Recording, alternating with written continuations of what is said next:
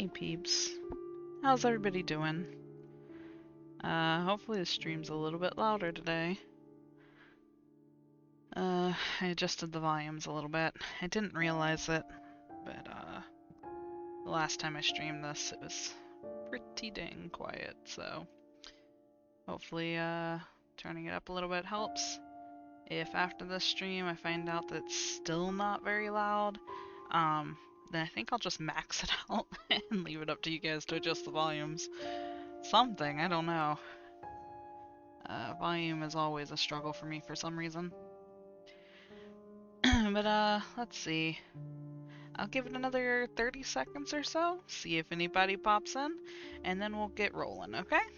Alrighty.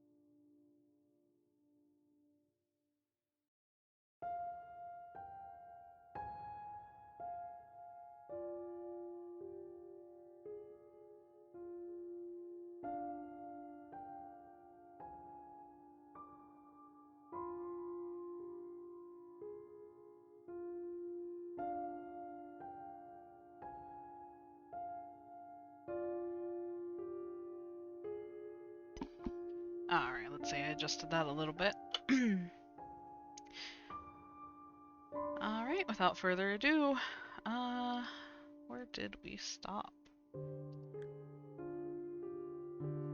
I think it was this save file right here. And I think, if I remember correctly, last time on Dragon Ball Z, we had just seen like a dancing naked shadow of a woman in the kitchen that night, and the next morning, we're asking our wife like, "Hey, have you let anybody in?" And actually, I think this is not our main character. This is another character we are dealing with at the moment. I cannot recall his name off the top of my head. But it will tell us, I believe. I think it was Ethan? I want to say Ethan, and this was Hope. So, here, she's like, "Why are you asking me these questions? I haven't let anybody in." And our choice is to say it bluntly or answer evasively. Now, if you know me, one thing you'll know is that I really, really like to say things bluntly. So I think we'll go with that. I saw someone in our kitchen last night. Some girl.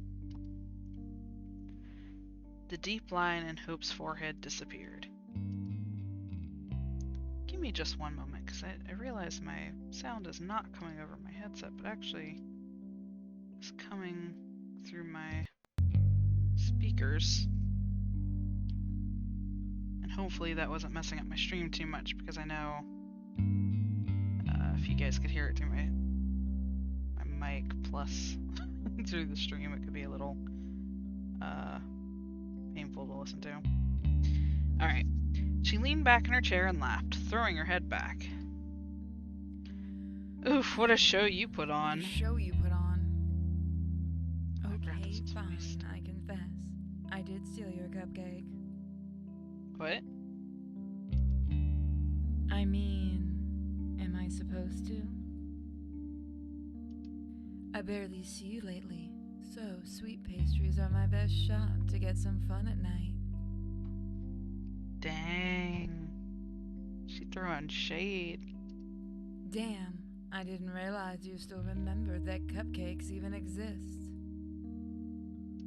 It was lying around the fridge for what? 3 days? So now not only do we feel like she's letting people in the house, but now we're realizing she's stealing our food. Hope glanced at Ethan, expecting him to start laughing too, yet he still looked very serious. She noticed for the first time that the whites of his eyes were pinkish and full of broken capillaries. How do you notice that for the first time? Her smile slowly faded. Ethan, come on, maybe you left the keys unattended somewhere? I always leave my keys when I'm in the office, but I'm pretty sure there's no cat burglars among my colleagues.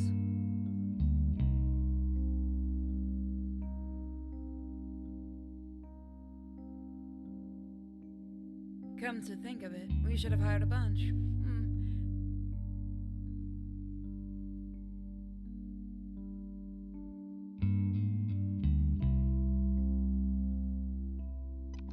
Sorry, I was changing into some pajama bottoms.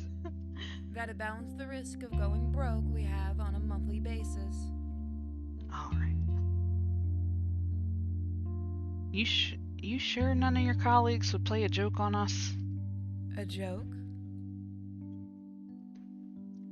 Good God, Ethan.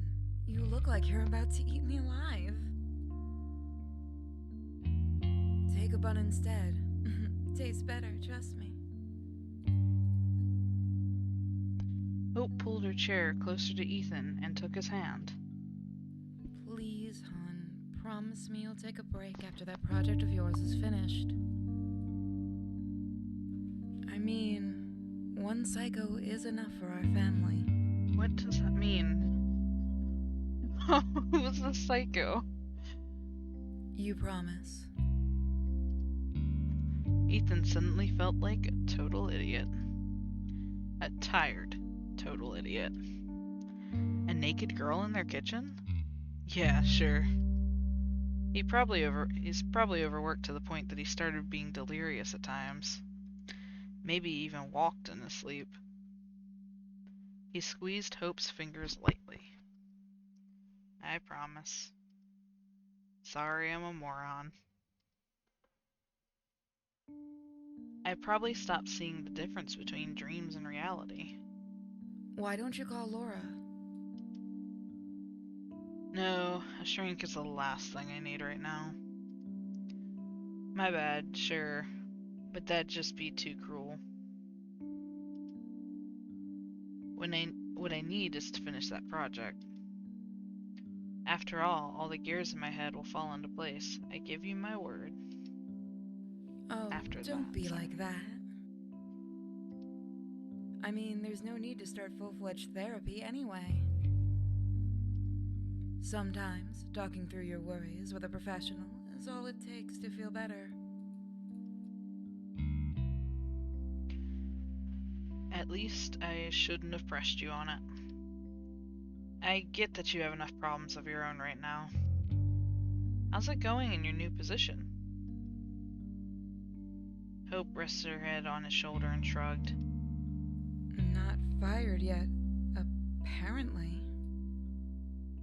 Seriously though, I haven't figured it out yet. Those new responsibilities are exciting, but I always feel like I'm 10 times slower than I should be. I should probably get ready for a nice, fat piece of overtime by the end of the month. Ethan kissed her forehead, closed his eyes, and squeezed the bridge of his nose. Well, I'm not ahead of a department as of yet, but I seem to have the same stuff on my plate. Just how do you manage not to pester me with stupid questions? Well, I eat cupcakes at night. You should give it a try. Hope poked Ethan's cheek a couple of times with her finger. Anyway, don't worry. I didn't give keys to anyone, and the only cat anything I've let inside was an actual stray cat. Uh-oh. Uh-oh. Who does that sound like? Now that I think of it, it's been ages since we had any company. Maybe we should. A cat? What cat? Hope sighed and pulled away. Please don't get all worked up, okay? At least I'm being open with you. Don't worry, she didn't wander around. Hope, we've talked this over already. We've talked over what? The fact that what I want doesn't really matter? Damn it, Hope, this is my apartment and And you're staying here alone now? Hope finished her tea in a couple of gulps. I have to go to the office. She stopped at the door, not turning around. Sorry about the cat. She was really skinny, and I felt sorry for her. I also feel sorry for myself, Ethan, because I'm lonely. Really lonely. This time, Ethan felt like an angry idiot. He got up from the table and reached for Hope. Hope, Don't. I'll start crying.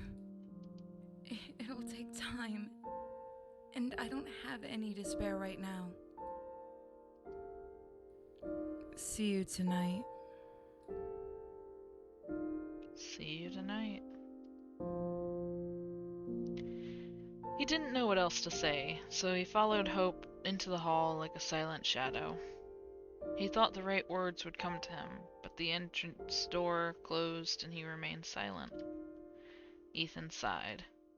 He regretted his decision to talk about the night episode. He regretted how the talk turned out. He felt sorry for himself. And for Hope. After all, Ethan was well aware of that. He didn't really spend enough time with her. At first because of the agency project, now because of the question to which he could still not find the answer. It was time to end this. He was going to make some coffee, and then he'll open the laptop and write up some answer. It won't be an accurate one, but it's really time to finish that work marathon. After all, he doesn't even get paid for his time.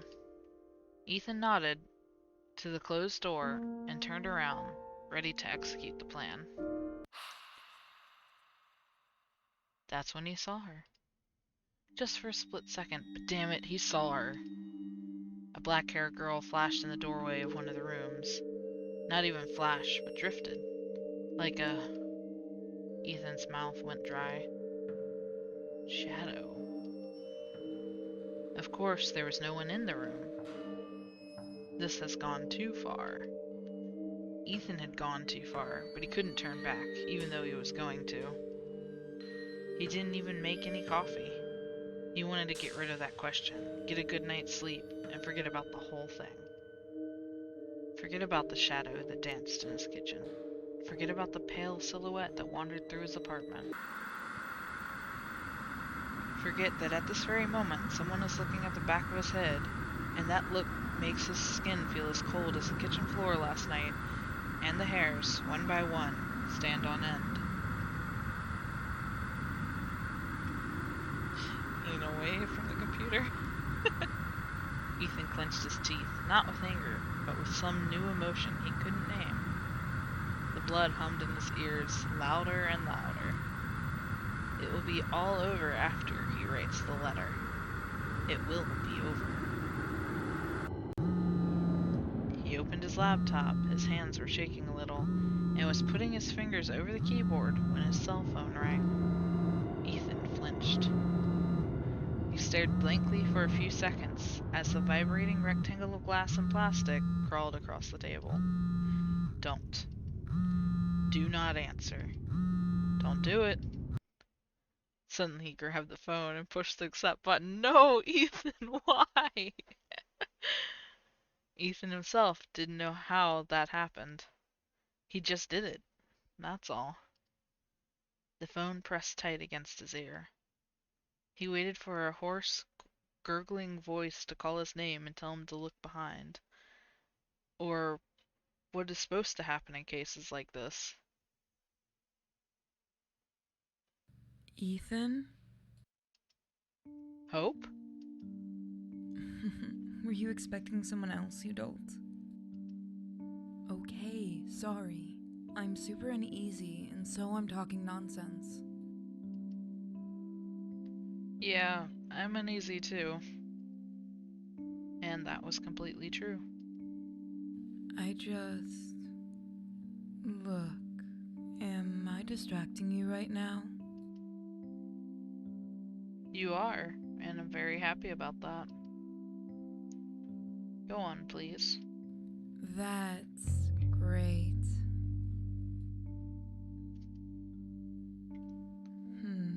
Look, it didn't come off well at breakfast, right? Yes. I'm sorry, I'm being awful. No, I'm sorry. Both of us have it hard now, so let's. Let's try not to fight, okay? Great idea. Why don't we go out tonight? Save for groceries? Counts as going out, if you ask me. That's how you know you're an adult.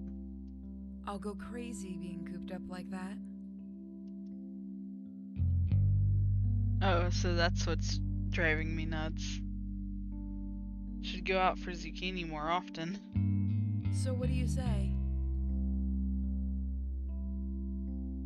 Okay, we're gonna buy all the zucchini tonight. Hope laughed.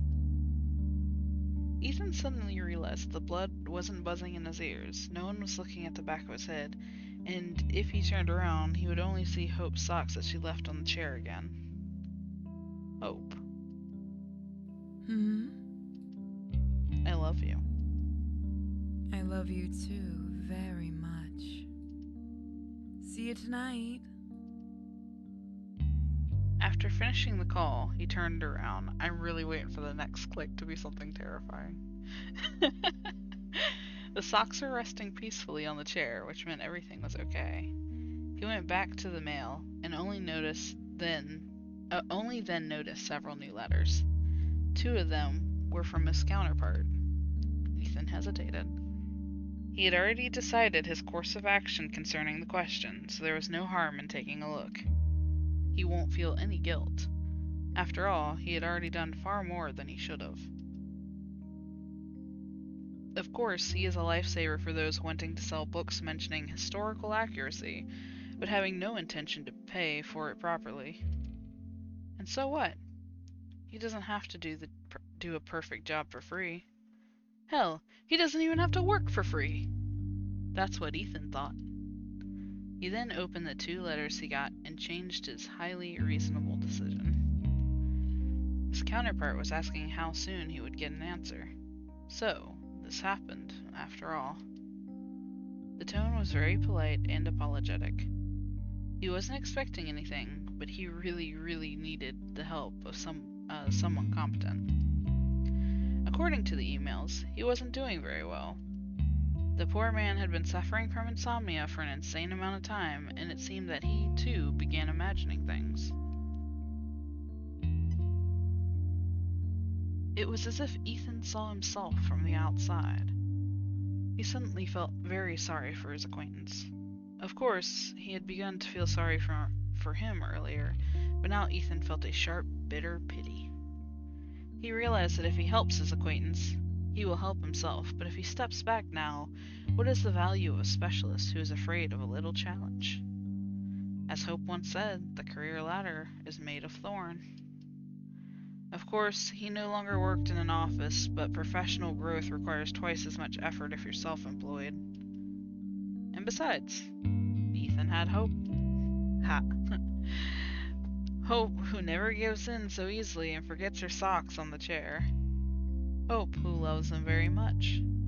Hope, who will go to the store with him tonight, because being cooped up like that can drive one crazy. This must be what was happening to his acquaintance right now. Ethan had to help him. Not because of money, but because he could, and because it was the right thing to do.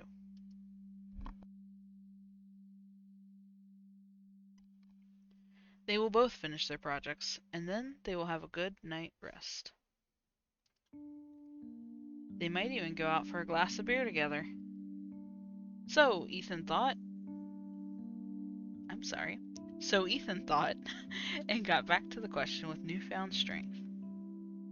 The pages of the book did not rustle in the far corner of the room, the shadows weren't wandering in the corridor, and certainly no one looked at the back of his head until the evening. And in the evening, Hope came back. Hope looked up from her magazine and leaned over the armrest. You had a call from the agency? Ethan just got back from the shower. He froze in place, clutching the towel at his waist. Oops. Something cold stirred uncomfortably in his stomach. The project. He had completely forgotten about the agency project, and it had been more than 2 weeks. The deadline was very close. He started for the phone, but Hope just waved her hand lazily. Don't worry, I picked it. What did you tell them?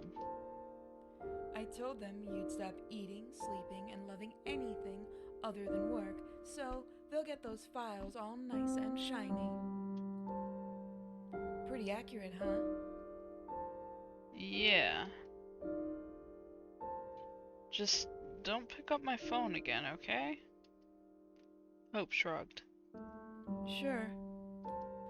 I mean, it was you who asked me to answer the calls in the first place. Yes, I know. When I just started working for them, it was important to let them see I am always in touch. Now that I've passed the probation period, there's no point in piling this on you any longer. Thank you for covering me. No problem.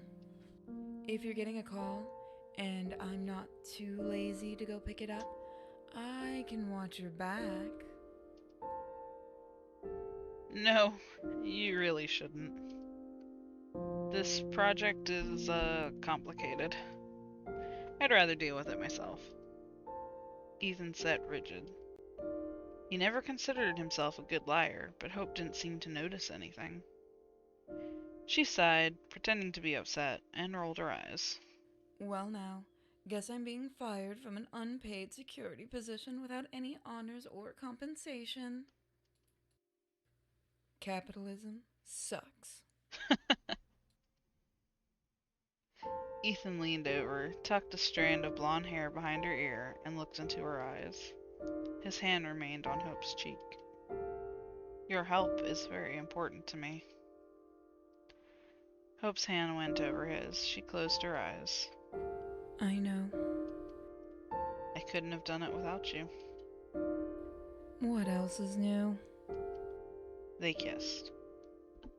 When Hope pulled away, she looked pleased, a sly smile on her lips. Are you still going to the store?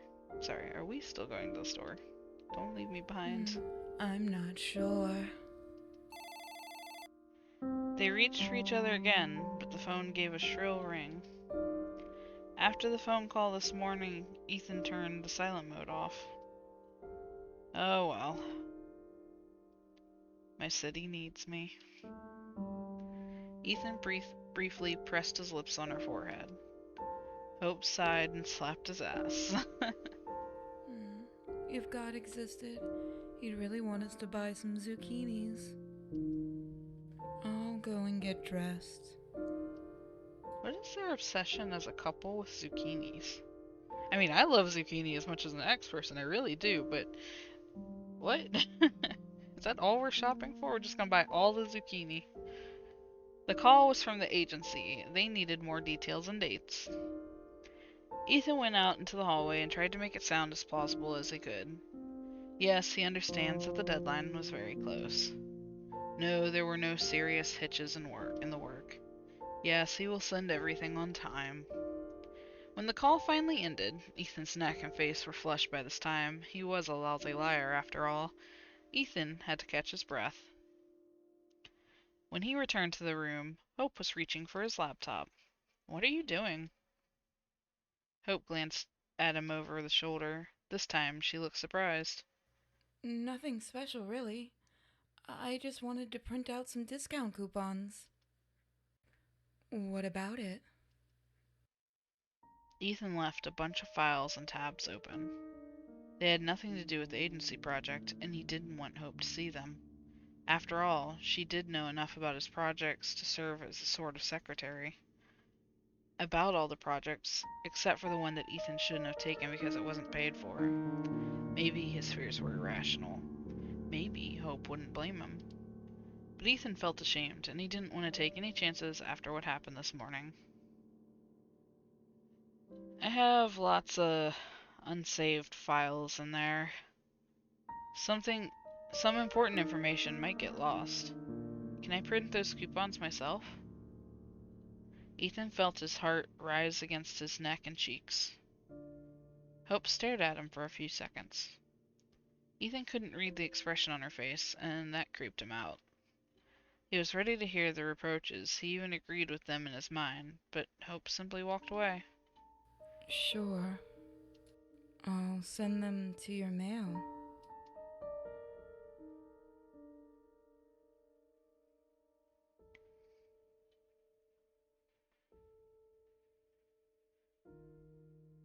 They spent most of the way to the store in tense silence. A few times Ethan asked something, just to make sure Hope was still talking to him. Hope was, though the answers were dry, and she never even attempted to make a joke. "It's not that bad," Ethan told himself. "It's not that bad at all. If you repeat it again and again, you can buy a little more time. Buy a little time, but in the end, the anxiety will prevail. It always does." Ethan's mind quickly figured out the owner was trying to trick it and spat out the chewing gum. At that moment, Ethan got caught in an avalanche of thoughts he didn't want to deal with, and he couldn't in his current state. Something had to be done. To be said. But what? Maybe he should actually do something after all? Ethan imagined touching Hope's fingers, and he immediately saw her pulling the hand back, her eyes glistening. How she opens her mouth to ask the question Ethan had no answer to. They'd have to talk, one way or another. Ethan didn't know where to start without burying himself even deeper. He had been thinking about it the whole way, but he never came up with anything. This man is completely and utterly hopeless.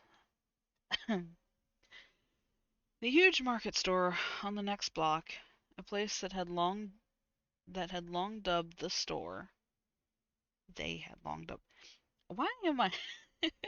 I'm noticing I'm just butchering sentences today. I apologize. A place they had long dubbed the store was bustling with life, despite the rather late hour. As soon as they entered the large glass doors, the tension began to come off on its own.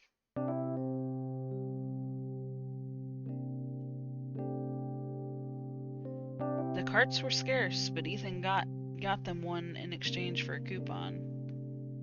Hope gave him a thumbs up with not bad at all expression on her face. Hope enthusiastically presented a huge, colorful, utterly ludicrous mug, and Ethan immediately agreed they had to buy it. They tried to find a pair for the mug, but a brooding supermarket worker said it was the last one. They were a little disappointed, but well, at least that was something. Looking for the mug was the thing that finally did the trick. Now they were huddled together, looking for their favorite treats and arguing about which breakfast cereals are the best. That's how it was until they reached the meat department. "I'll go pick something out before it's all cleared." Hope nodded absently. She was stuck at one of the big fridges in the middle of the hall. Okay. I'll be waiting for you here. The meat shelves were half empty, as usual at this hour. Ethan was hoping to find a steak or some minced meat. However, he soon forgot about both.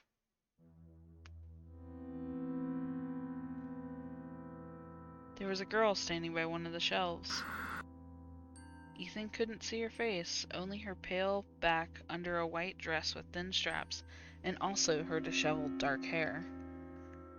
Ethan's cheek was stung with cold, as if his face were lying on the shelf with one of those refrigerated display cases. Oh my god. I don't like this. Just between the pork ribs and a lonely ribeye and a black polystyrene foam tray. Is that her? Ethan took a few uncertain steps forward. Then he backed away, almost knocking over a nice old lady. He couldn't even muster an apology. Grabbed the first thing that came to hand and turned around the nearest row of shelves. He tried not to run. Because it would have looked too stupid, Ethan explained to himself as he reached the end of the row and peered around the corner. The girl was still picking out meat. Isn't what you're doing now stupid too? For sure it is, Ethan agreed with himself. The cold no longer burned his cheek, and the girl seemed quite ordinary. Except she was dressed too lightly for the current weather, but that was still not considered a crime in any of the states. Ethan smiled at his own thoughts. Generally speaking, the girl was rather attractive. Her light clothing allowed one to fully appreciate it. Her thin waist, passing into a seductive curve of her hips, and beneath the fold of white fabric one could make out her round buttocks.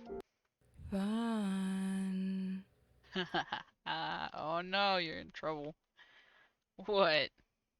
I was asking broccoli or Brussels sprouts. Hope stood still with two colorful plastic bags in her hands, looking at Ethan questioningly. He blinked several times, squinting as if he had just stepped out into the bright light from a darkened room. When did he get back to Hope? Why was he holding a bottle of Thousand Islands dressing? Our poor man, Ethan. I don't know. He was a little dizzy. Are you alright? Yeah. Yeah, never mind. I'm sorry, I was just, lost in thought. Hope tried not to look in the direction Ethan had been focusing on so long.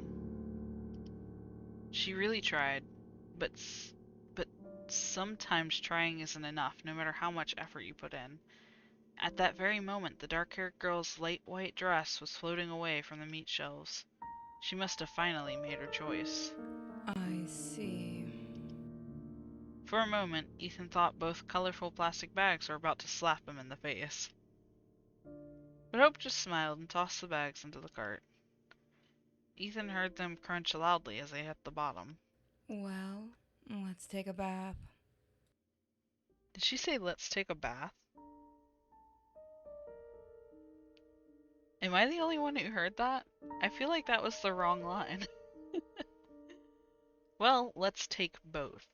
Variety is the spice of life.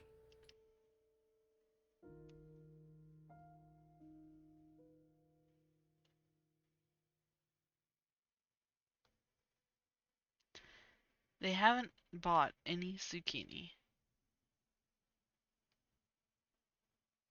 That night, he had another dream about the White Room.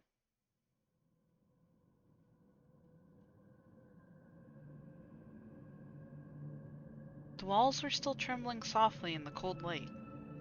Everything in the room, including the air, was oozing tension, anguishing in anticipation of what was about to happen.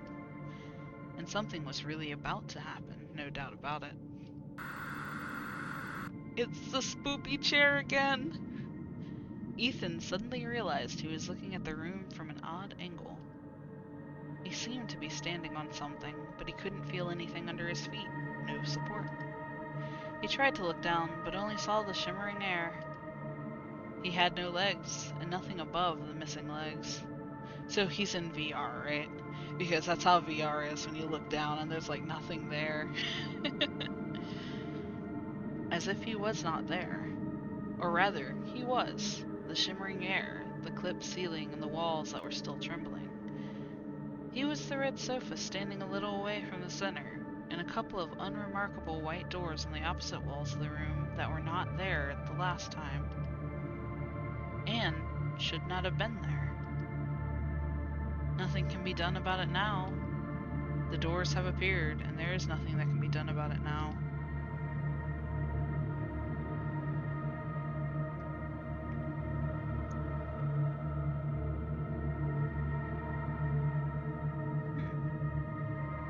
Let me fix something real quick, I think. Oh, I think we are a little off center here, aren't we, guys? Sorry about that. The light grew dim, now pulsating noticeably. It was still emanating from the room in its entirety, reflecting from the white walls, but most of all, from the twin brawl on the wall between two doors that was not supposed to be there. From the twin brawl on the wall, okay. For some reason, Ethan tried to catch the rhythm of the light with his breath, yet he couldn't.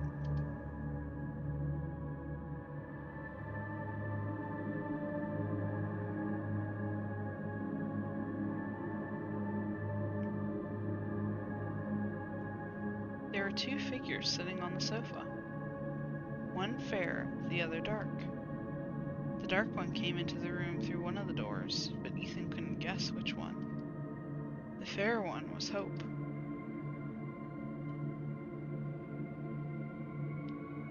Hope, what are you doing here? You can't be here. You have to leave right now or something will happen.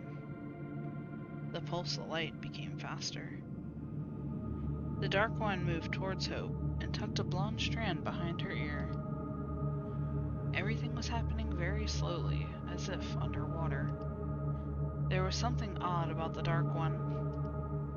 Something about her was wrong, but Ethan couldn't guess what. She leaned towards Hope's ear and covered her mouth with her hand, and Hope leaned towards her and listened very carefully, as if they had a mutual secret amongst themselves. Something was about to happen. They both looked at Ethan, even though Ethan wasn't here, or rather he was nowhere, because no white room ever existed. Then one of them smiled. The dark one's finger slid down Hope's chin. A soft, rounded line. They were no longer looking at Ethan, only at each other, very closely, and were slowly inhaling the light.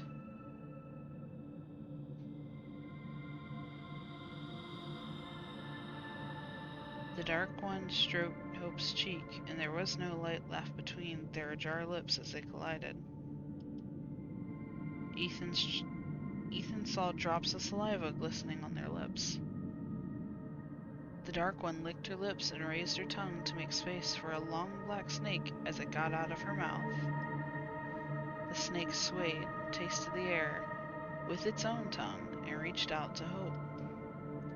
Hope closed her eyes. Now the snake was stroking her cheek, long and black, over and over again, in a spiral, always in a spiral. Hope reached for the band that covered her eyes, and the dark girl reached for her hand, and their fingers intertwined, and the light between their lips melted, as it always happens at sunset. Yet there was no snake. It was just a black ribbon, a poisonous ribbon, covered in scales. The pulse of the room became faster. One of the lamps came into an eclipse. She was a number of faces, that's a clue. She has a number of faces, that's a clue. The body of two girls merged on the red sofa, and her own flesh was shaking and shrinking.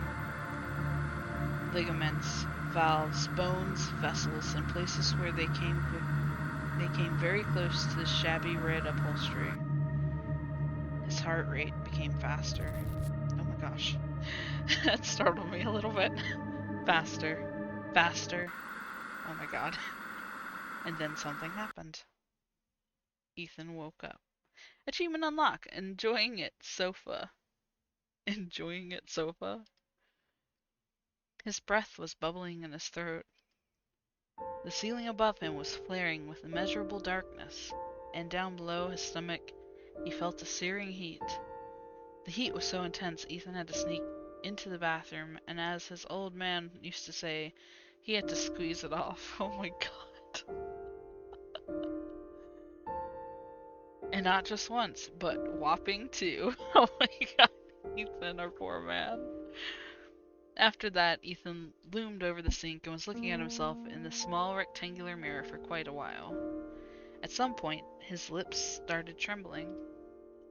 Ethan did not wait to see where this was going. He spat into the sink, let the water in for a while, then he turned the lights off. I think let the water run for a while was how that sentence was supposed to go.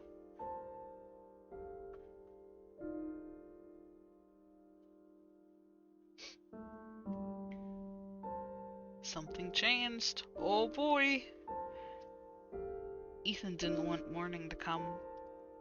He didn't want to wake up, to see a hidden grudge in Hope's eyes, to listen to the awkward silence, and to seize every opportunity to say a word to break it. But morning did come, and Ethan was in for a surprise. Everything was fine. Very much so. Hope got up early to make a superior breakfast, the kind Ethan was never able to cook, even when he really wanted to. She was talking to him. She was joking.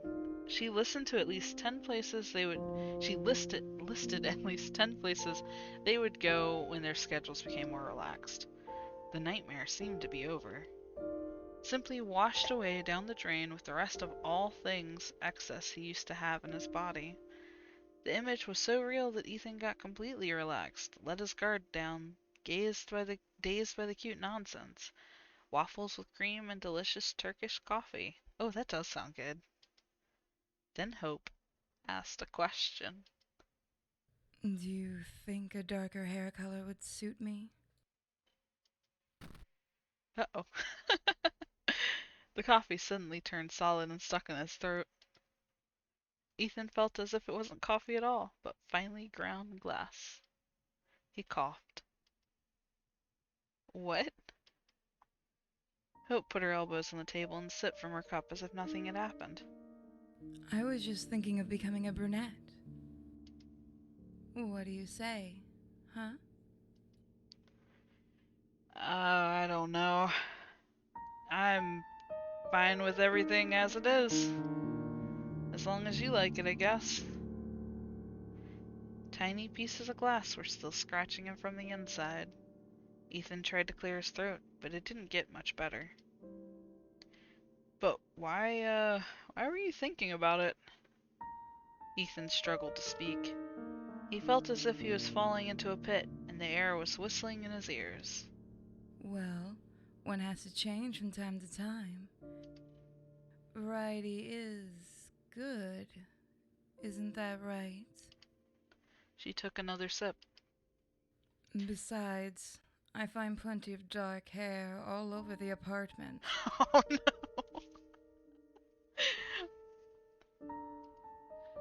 Not very long, you know, but not too short either. About this length?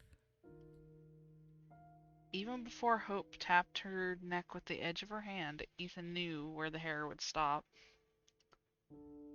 And so I thought, if I go brunette, I can believe those hairs are mine. Uh-oh, Ethan. Uh-oh. Hope's lips stretched and the corners of her mouth turned up. But she wasn't smiling. This isn't happening. This just can't be happening. He must still be asleep. This is a dream, just a shitty dream, and it will end. Now Ethan desperately wanted morning to come, but morning just couldn't come for the second time in a day. Hope leaned back in her chair and looked at him with her head on one side, a fake smile smoldering on her lips. Something had to be done about it. All of it. right this moment. Come up with an explanation, a lie, try to explain the truth. Let's save because this is going to get fun. I don't remember what this was, so let's save over that. Oh, guys, this is the hardest decision yet. I think we're gonna tell the truth. I'm not sure what the truth is. How do we explain? Oh yeah, we've just got some random thing walking around the house. I'm not really sure what's going on. It could be a girl, could be a cat, could be, Cthulhu for all I know. And does he even believe that himself? There's so many questions here. But I think she's gonna see through a lie, so let's go with the truth. Look, something strange is going on. Yeah, I could tell as much. Hope, I'm serious. Something strange is going on and I have no explanations. Neither good nor bad, none at all. Oh, really? Actually, I have an idea or two. Wait, I'm not saying that yesterday in the store. Ethan stopped short. Go on. He took a deep breath and closed his eyes. I'm not saying that I didn't stare at that girl. I did, and it's obvious. I was trying to. She reminds me of someone, and I was trying to figure out if I was mistaken. I know what it looks like, and it's my fault. Look at Ethan actually standing up and being very direct about this. Ethan decided to admit the part about the well-rounded buttocks under the light flowing fabric. Yeah, that's probably a good idea, man. Not because he wanted to look better, but because he knew it would hurt Hope, and he didn't really want to hurt her. Please, forgive me if you can. I did a shitty thing, but I'm really sorry. He put his hand on the table so that their fingers touched a little. Hope didn't move away. Next time we go shopping, you can stare at everyone you like.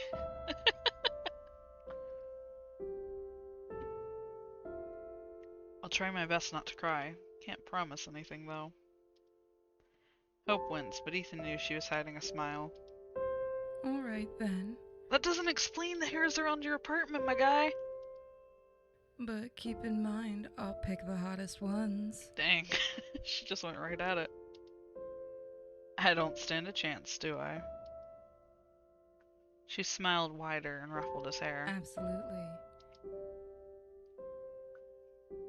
And about the hairs. Hope's smile disappeared without a trace. I don't know where they came from. Seriously, there's something wrong here. Ethan, please. I don't want to. No, listen, please. I really think that some intruder is getting inside our apartment somehow. Do you believe me? Hope looked at him for a while. Then she shivered. Damn you, Ethan. Yes. I do believe you. I don't understand how this happens or what they want, but I think it's time to call the police. And let them sort it out. It's their job, after all. Maybe you should actually call Laura first. I think it's the time. Yes, I'll do that as well. There's an intruder getting in our house. Maybe we should call the police. Oh, hey everybody.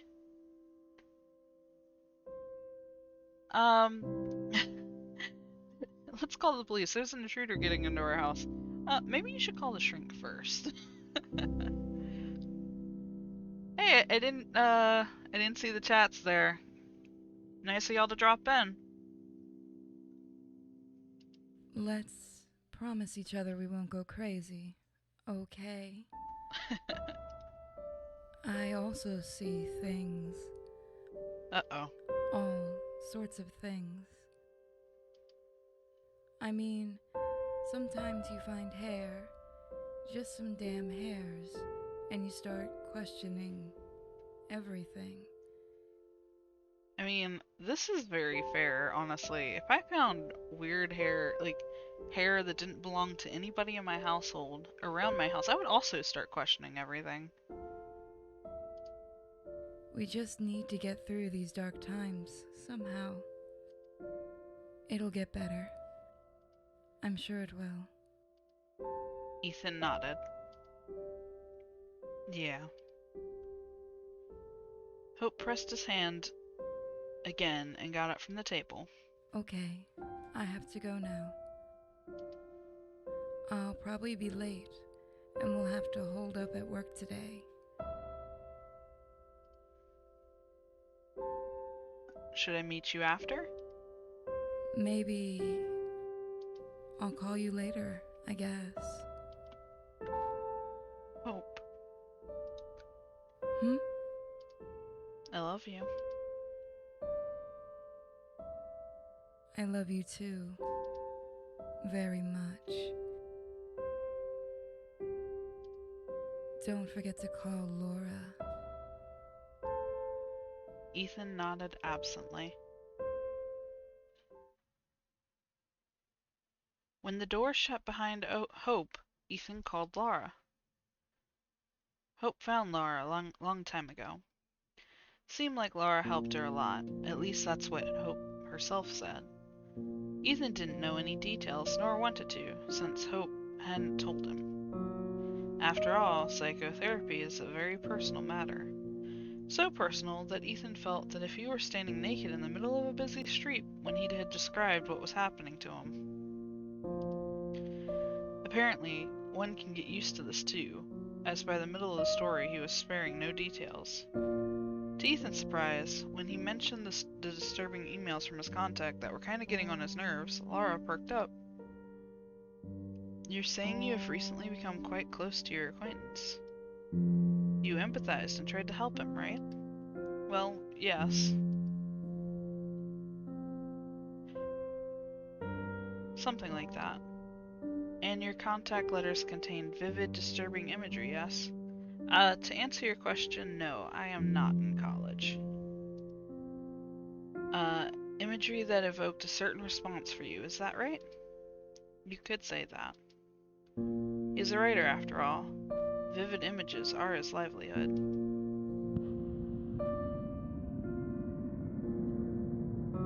Do you know what induced delusion disorder is, Mr. Harrison? Ethan tried to recall. He definitely read about it, but he didn't look into much detail. Is that the thing that explains mass insanity? Like that dancing plague of 1518 in Strasbourg? That's right. This disorder is also called folie deux or madness of two. Sounds romantic, doesn't it? No, it doesn't. Not at all. Laura giggled. Ethan thought she herself was not all too sane. Of course she wasn't. She had to deal with guys like me all the time. But Laura had already returned to her usual tone, calm and measured. This condition causes perfectly healthy people to experience various, let's say, negative effects. This is Selene Apoptosis, I believe. It's in the title actually. It works like this. We have a source of delirium and those who perceive it, one or more people. As you correctly noted, sometimes this disorder can take on a true massive scale. There is usually an emotional connection between the victims of this condition. Your wife is also at risk, unfortunately. Laura paused. I can't make a diagnosis in such format, Mr. Harrison. However, I think you need to limit contact with your acquaintance, at least for the time being. He might be the source of the unpleasant state you are experiencing. Would you like to make an appointment for a consultation?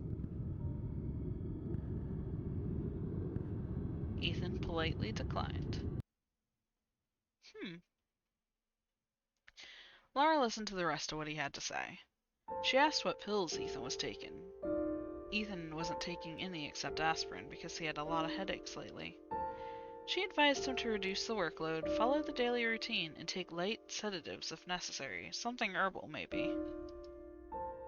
Without meeting in person, there wasn't much Laura could offer, and Ethan had no energy, time, or money to start the full-on therapy, as Hope called it.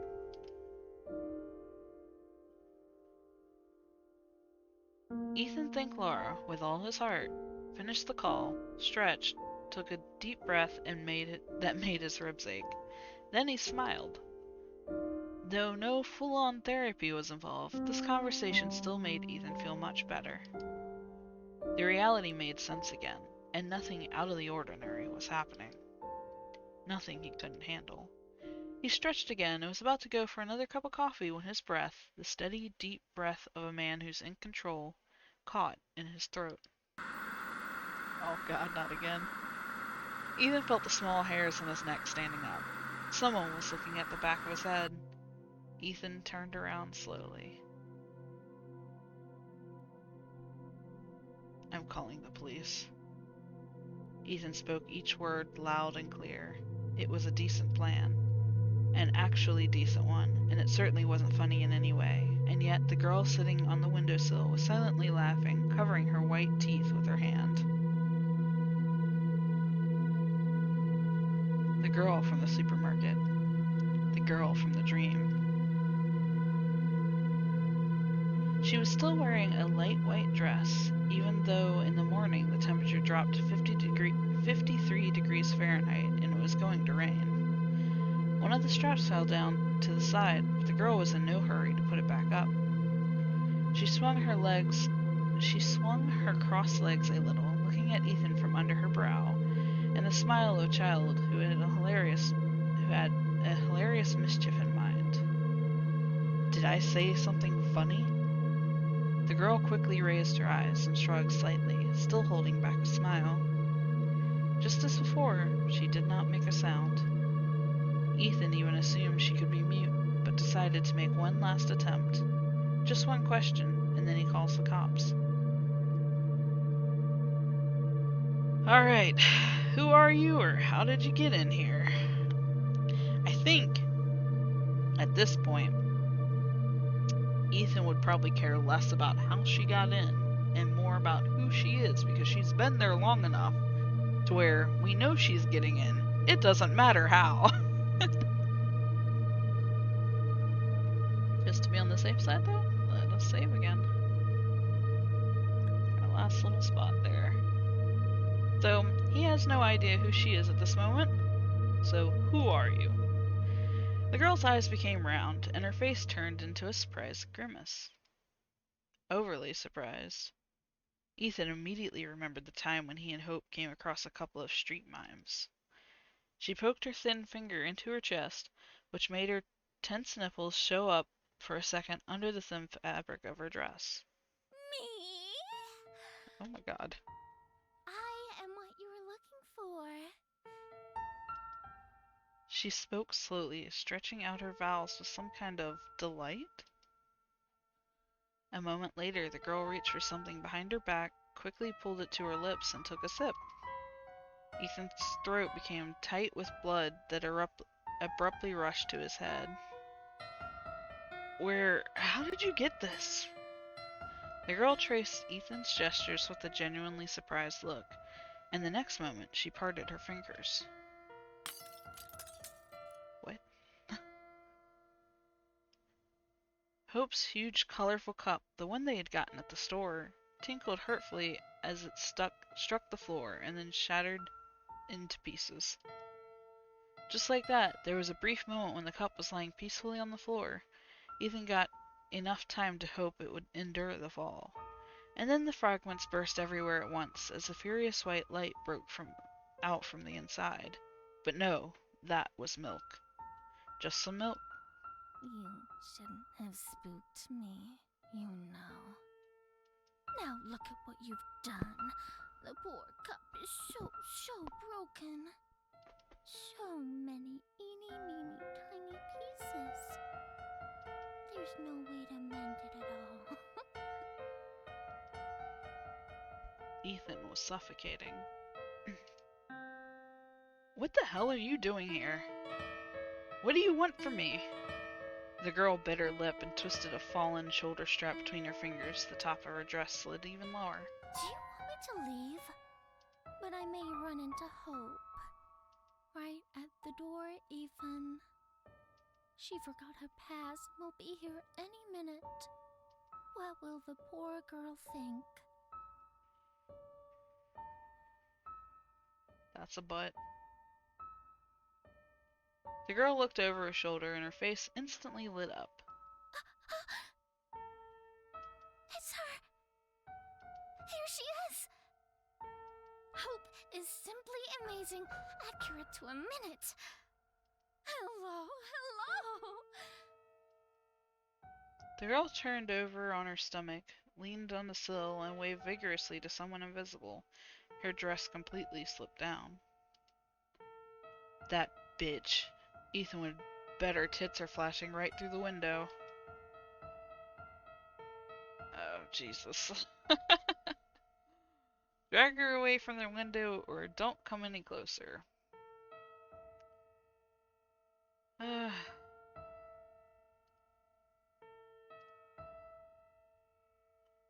We've run out of spaces to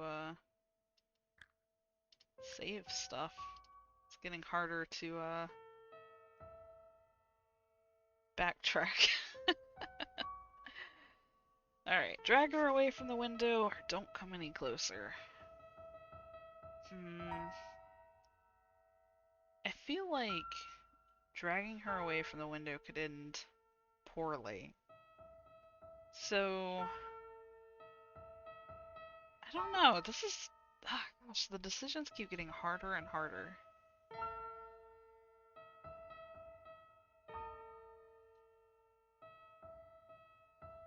Let's not get any closer. Oh. Uh-oh. Ethan couldn't see it, but he knew. He felt that Hope was really standing down there, and she was looking at the window. Of course, although she couldn't see much anymore, as a blurry veil covered her eyes. The girl slowly turned around and stared at him with her eyes wide open without blinking. Her shoulders shook as if she was going to cry, but she was laughing. At first, it was a couple of stifled laughs. Then it became laughter of someone who had just heard a great joke and gradually turned into a wild, barking scream.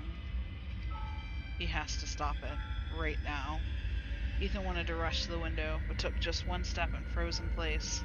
The girl must be out of her mind. She's stoned, or worse. She might have a syringe, and he doesn't want any more problems.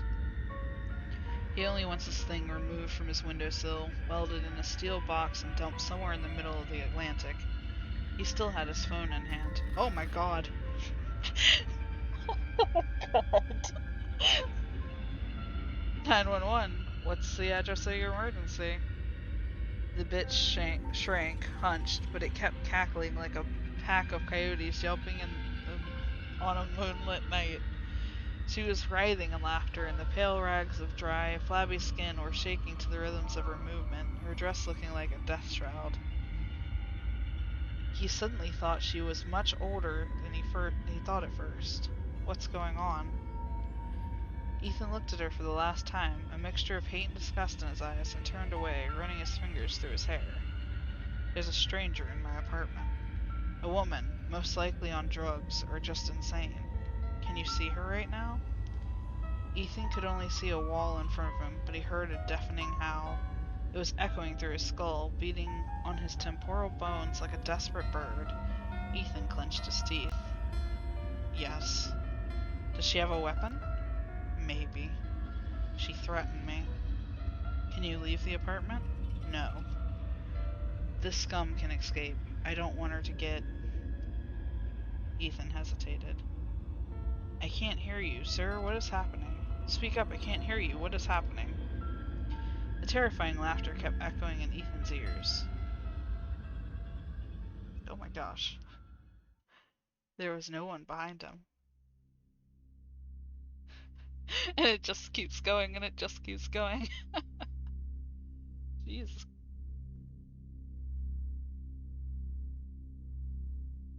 He approached the window slowly, as if it was happening in a dream. The shards of Hope's cup crunched under his feet. Just like before, the window was closed. Ethan opened it and carefully looked down. He did not see the body, too good to be true, but he had to check. Only the gray pavement, which gradually turned black as it actually started raining. Ethan looked across the street, just in time to notice the familiar cream-colored coat disappearing behind the corner of the nearby house. Poor Hope. Hope! Hope! He screamed so loud that something snapped in his throat, but she didn't hear him. Or maybe she didn't want to hear. Ethan called her at least 100 times. Hope didn't answer. Ethan thought he could come to her office, but eventually decided it would only make things worse. The police were in his apartment 23 minutes 40 seconds later. They didn't find any signs of forced entry, and the call record, as Ethan found out later, had nothing that resembled laughter or howling. Oh my gosh. No extraneous sounds, the officer said. But Hope definitely saw something. Is at least the assumption because he hasn't talked to her yet or seen her. Hope returned sometime between late at night and early in the morning.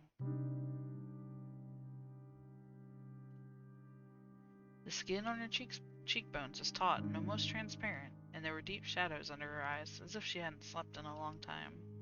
She smelled of strong alcohol. Ethan went out of the dark room to her. He didn't sleep and didn't turn on the light either. Things that lurked in the dark, real or imagined, no longer frightened him.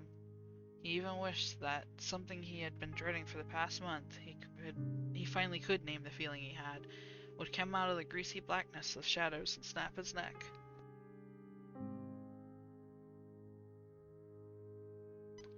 But everything in the apartment was mockingly calm, except for Ethan himself. Hope. Hope stared at him in silence, swaying a little. Instead of pupils, she had dark holes. I've been thinking about a lot about what I would say to you if you came back. What I can say. Hope's face showed no emotion. It seemed like she didn't even blink. Anyway, I realize that I can only tell the truth, no matter how crazy it sounds. If I try to cheat, it only gets worse, right? Ethan gave a short, nervous laugh. Anyway. Ethan had plenty of time to think about what he was going to say, but he still didn't know where to start. Some time ago, I don't remember exactly, I started seeing a girl. Who is she, Ethan? I don't know. Is it Sophie? Who? Sophie Wolf? Your student from that online course? Hope made a vague gesture with her hand. Movies from the late Victorian era. Ethan didn't know why he said that, but Hope obediently repeated it in a flat voice. I remember you were impressed with her. You always liked smart girls. And this one was also beautiful. Hope, this isn't what you think. Think.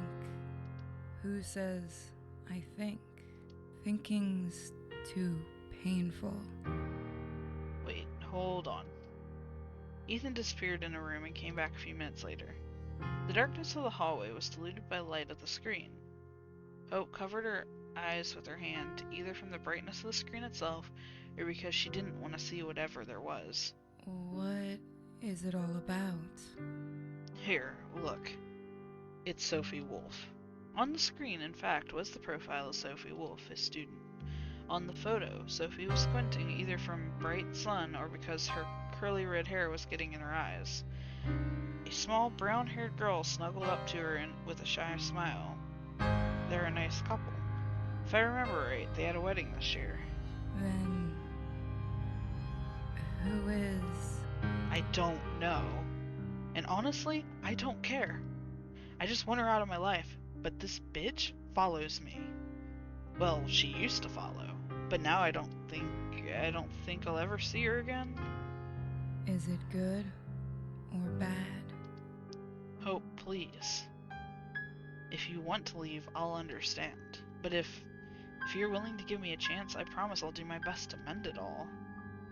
Why isn't Hope like realizing like all the conversations we've had with her up to this point add up if she thinks about it? Like, we thought that she let somebody in. We've been telling her there's somebody coming in the apartment. Why is the first thought that she's being cheated on? My thought would be, you know, it's a possibility, but he has been saying somebody's getting into this apartment. And I don't know. The dark haired girl looking a little too young for this guy, at least for my impression of it. So I don't know. He couldn't really promise, but he was too eager for the nightmare, real or imagined, to finally end. No more weird stories. Please, Hope. I don't need anyone but you. If you can give. He couldn't finish because Hope kissed him. Her bag hit the floor with a thud. The rest of the night actually went fine. Well, even more than that, except for the fact they were too busy to get any sleep. Oh my god. Can't deal with these, like, weird miniature jump scares. At least everything was going okay until the moment when, instead of Hope's face, just for a moment, Ethan saw. He couldn't tell her. He mumbled something about not feeling well and collapsed on his back, panting. He closed his eyes so that Hope wouldn't accidentally catch a glimpse of what he saw. Nothing happened. It wasn't real. It's fine. She understands, said Hope.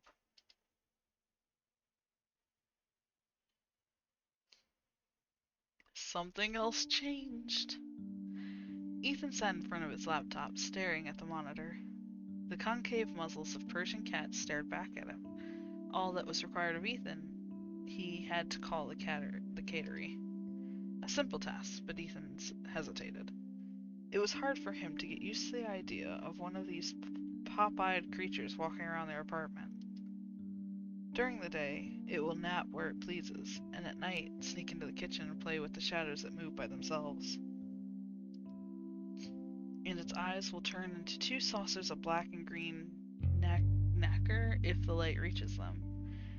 Ancient people believed cats could walk between worlds and see spirits. Looking at Persians, Ethan hardly believed they could even breathe on their own.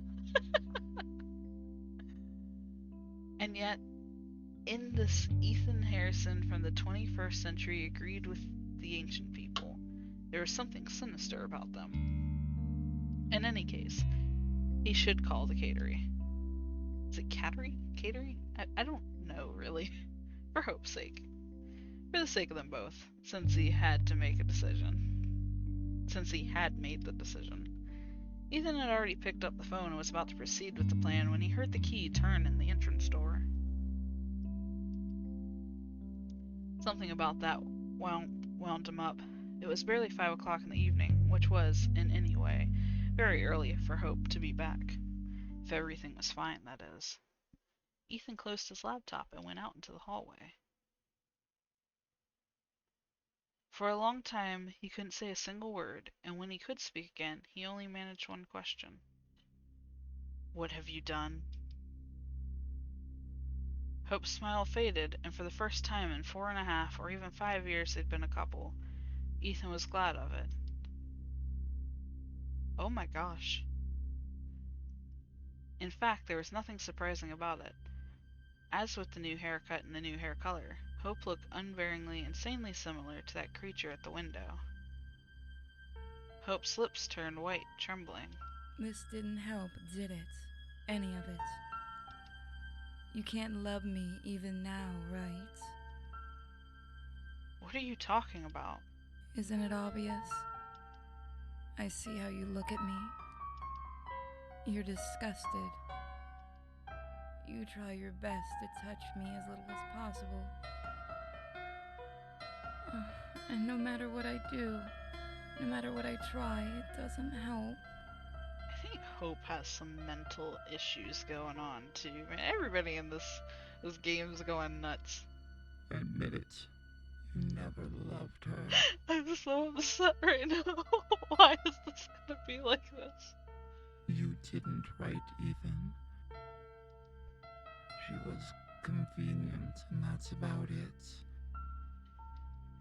Shit makes the flowers grow. Wow. Your flowers grew so much, didn't they, Ethan? Didn't Ethan would never hit his wife.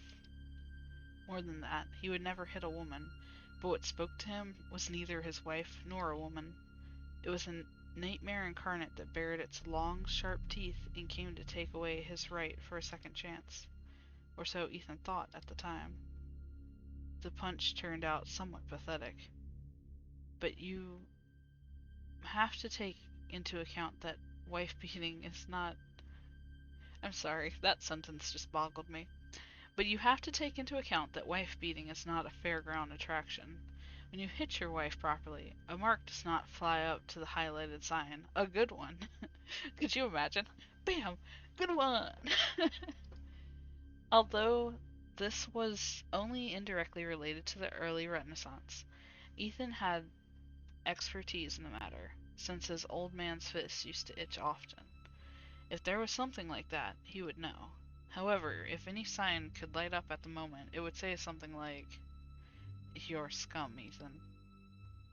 No! He kept repeating that even after Hope stormed out the door in tears.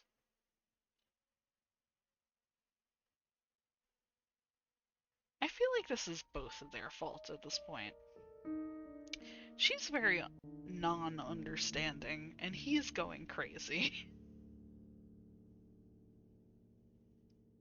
Ethan barely remembered the following few days. Something seemed to be happening. Some people called him. He himself called a lot. He called Hope. Hope wasn't answering the phone. I mean, you did punch her. He knew this would happen. Every time he dialed her number, he knew he'll end up listening to the voicemail signal. It became something of a ritual. He would wake up, sometimes it was light outside, sometimes dark, but more often it was something gray he neither could nor would want to identify because of the drawn curtains. He called Hope. Hope wouldn't answer the phone. He would go to the kitchen and turn the water on. He watched the silvery, twisted stream break against the sink for a while. Eventually, he put a cup under the stream, filled it to the brim, drank. Go to the bathroom, back to the couch. It's too bad to be true. All of this can't be real. Life can't crumble into pieces in an instant, just collapse inwards like a wooden block tower. Ethan couldn't remember the name of that game. Once he and Hope went to sea.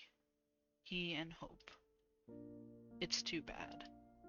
All of this can't be real. He didn't do anything. Could it be that he didn't do anything? I mean, it's fair. I picked answers that were kind of more along the lines of don't do anything. No, he hit Hope. He hit her, and the red blot spread across her cheek. It was too dark to see, but Ethan knew how it goes. How could he do that?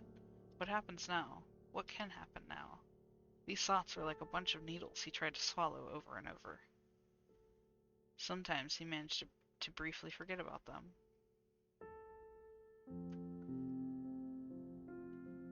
It would happen when he woke up in the gray timelessness, looked at the dirty white ceiling, and didn't remember who that Ethan Harrison was. But the pain would always come back. He had a bunch of needles in his throat, and no matter how much water he drank, he couldn't get rid of it. Hope's father shook him up a bit.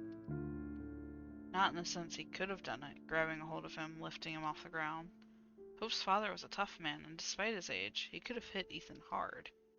Ethan was afraid of it, and at the time, he wanted it to happen.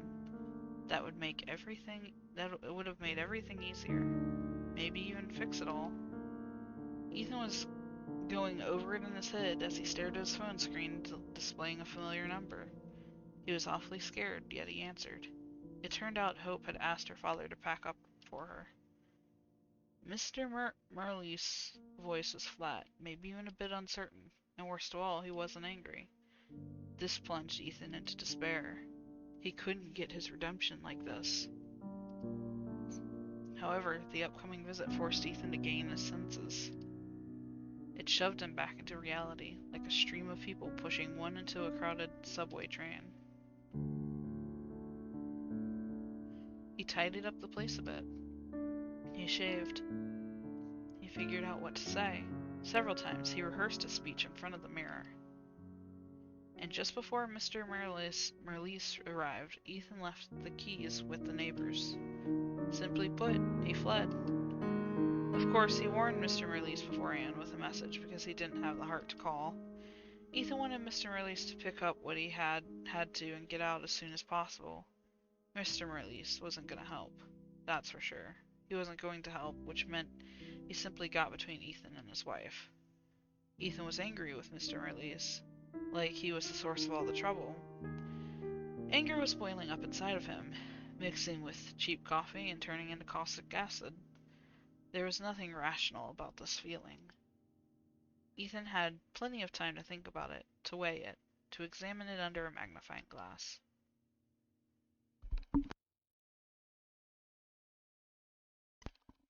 Before you know it, you're an hour and 30 minutes in. He was sitting in a small cafe on the corner of the street until the streets got dark. He would have stayed there even longer if the waiter hadn't come to his table to tell him the place was closing. Ethan nodded absently and asked for a moment to use the bathroom. Again, there was nothing rational about being angry with Mr. Merlis. And, to be honest, it was pathetic. Just like hitting your wife and then running away not to face her father. You're scum, Ethan. Worthless scum. Ethan turned off the tap and stared at his reflection in the large mirror. A few drops of water trembled on the tip of his nose and chin. Now that was a proper punch. Waiter, sir, I'm sorry, but sir? Are you okay? Oh my gosh, it's getting loud. You have... Blood oozed from his split lip. Ethan wiped it with the back of his hand. Yes, I'm fine. Sorry, I didn't mean to keep you. He smiled. The fresh wound got swollen with blood again. A red blot spread across his face, just as it should.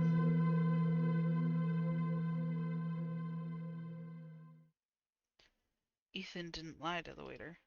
He really was fine. Maybe not in the same manner as before, but the gears in his head were starting to move again. When he got home, Mr. Merlis had already left. Turns out that he didn't even take the keys from the neighbors. At first, Ethan assumed Mr. Merlis could cancel the visit, but as soon as he opened the door, his doubts disappeared. A strong, unfamiliar scent was filling the hallway. It could be Mr. Merlis's cologne, of maybe the smell of the apartment itself, with Hope's presence faded away. Mr. Merlis must have taken his daughter's keys. Somehow the possibility never crossed Ethan's mind before. He drew the air in through his nostrils and suddenly felt as sharp and clear as in that dream he had days ago. Something was going to happen. God dang it, why can't stuff stop happening? Ethan looked around the empty, dark room and reached for the phone. Was it to perform the ritual, or was he hoping something would go different this time? Short beeps.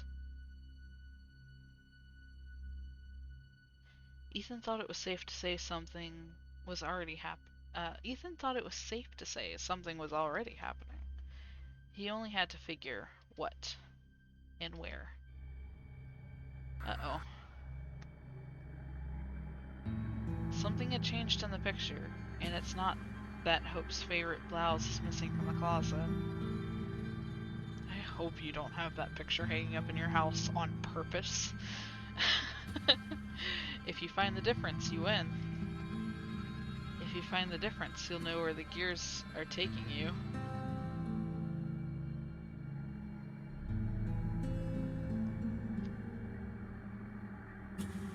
Is that supposed to be the hallway or the hallway? Oh, Jesus. There she is. Hot belly bowels on the dresser, full of gibberish and dust. Oh, Jesus. The kitchen. Oh, God. An uneven row of glass jars on the shelf, an empty coffee maker bearing dry blackness at the bottom, spoons, forks, and knives, some of them really sharp. The bathroom. A mirror on the wall, and in the reflection, the closed door is open. I don't like this.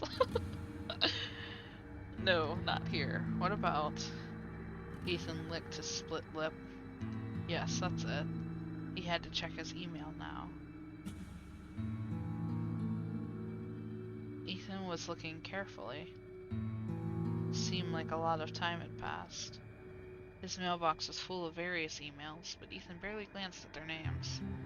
He was looking for something special, and what was special about, say, letters from the agency that were gradually becoming more and more concerned? At some point, concern turned into cold and aggressive. Ethan idly skimmed through the notice of contract termination.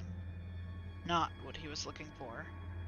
He started with the oldest emails and scanned the list all the way to the top. Nothing. Maybe he was looking in the wrong place. Maybe there's just nothing to look for. No. Something is happening.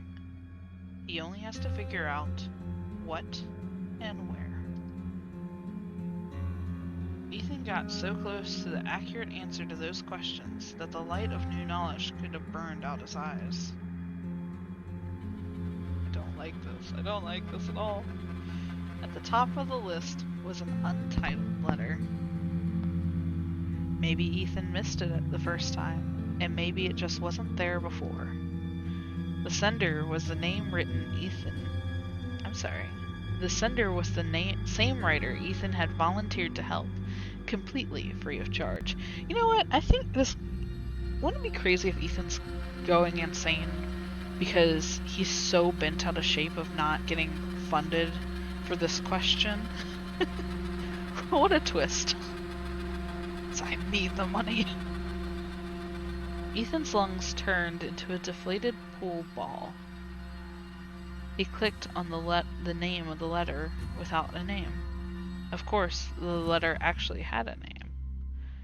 Mail clients carefully untitled Mail clients carefully add untitled to the empty line, just in case you're losing it when you type your email because something got out of your open door in the bathroom mirror. Of that open door in the bathroom mirror. The poor guy begged Ethan to come. The mail said he couldn't sleep. He was scared, exhausted, and didn't know who else to ask. Something will get him very soon, if he won't figure anything out. He didn't know if it was related to the work he was doing. He didn't know how to drive away when it had settled in his house. He only knew that something enormously hungry was looking at him from the darkness. You know what I mean, right? Ethan knew. By the time he finished reading the letter, Ethan already knew what he should do. Get the hell out of Dodge. Just leave. Don't ever come back. I wonder if I should even save here. I don't know if I want to come back here. Don't interfere or answer the call. I will say, I really like that there are a lot of options in this game. I have to wonder how many actually take you down to different paths. Considering how many times I've seen something's changed in the top corner, assuming that that means that I'm going down a different arc, I really like how many different directions this can go. I am absolutely terrified right now, but it's fun. Alright. Do we not interfere or answer the call? I'm not gonna bother saving here. I think we've gotten a little too far. And I've really only been saving in instances which I feel like I should come back. Then again, maybe I'm wrong. Maybe this is the place to save. Who knows? So do we interfere? Do we answer the call? Ah, boy. I think we've gone too deep. We should answer this call. The acquaintance didn't know if it had any relation to the work he was doing. But what about Ethan's work? Could his research shed light on what lay dormant in the dark and awaken it? Was it Ethan's avid curiosity or the question that teased its appetite?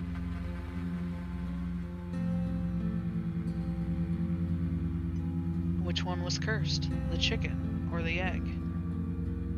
Ethan was angry. Angry as hell. He wanted to end it, all of it, once and for all. He wanted to face his fear, even if the fear was no longer his own. Even if it was crawling through the wires and climbing communication towers to breathe out its nauseous spores into the air. I'm okay without knowing. Oh god. Ethan was angry, but also terrified. I'm glad that me and Ethan are feeling about the same right now. What he wanted to think was a delusion took root and grew stronger as he tried to deceive himself. It was as incorporeal as the email in his mailbox, yet at the same time, as real.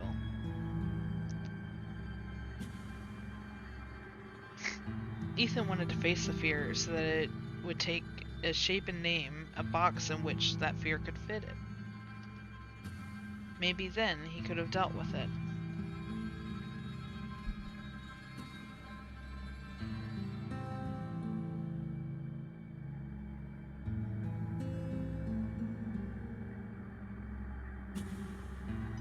That's why, when Ethan got behind the wheel of his old sedan, he wasn't doing it for the writer who was tormented by shadows. He was doing it for himself. Oh boy. In the email, the acquaintance described in detail how to find his house and how to get inside. Is he gonna tell the upstairs window? Too much detail, as if he had already resigned to his fate. Something would get to him very soon, and he wouldn't figure anything out. This is just a notice, Mr. Harrison, a notice of life termination. This happens when you look into the abyss for too long. Oh god. But looking isn't enough, is it? You've got to grab the abyss by its balls. You shine a flashlight into it, throw stones, and whistle frantically, like a vandal who managed to get into an abandoned house. You're excited and terrified, and then only terror remains as you realize the door has slammed shut behind you and the handle won't budge.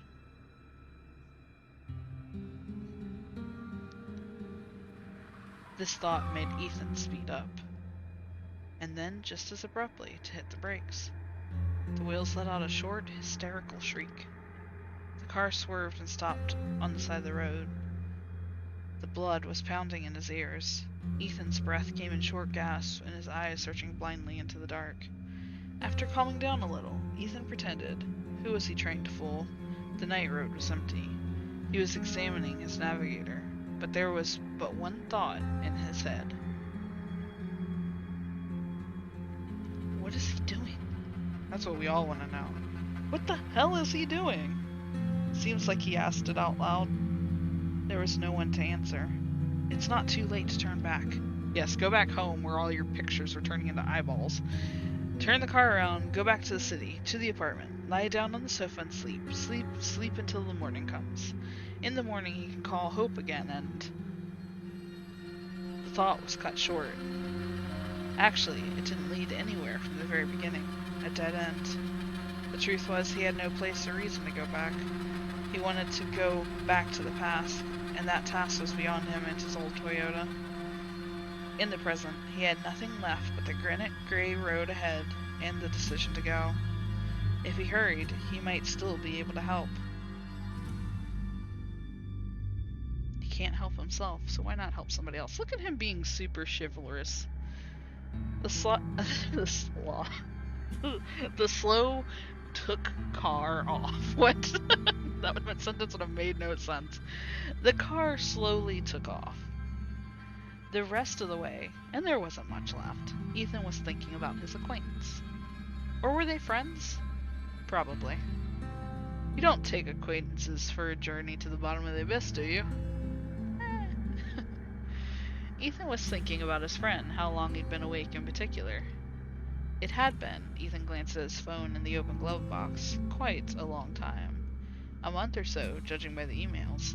There's no way this man has been awake for months. I'm assuming this guy has been, like, sleeping, like, maybe 2 hours a night for the past month. It's, man.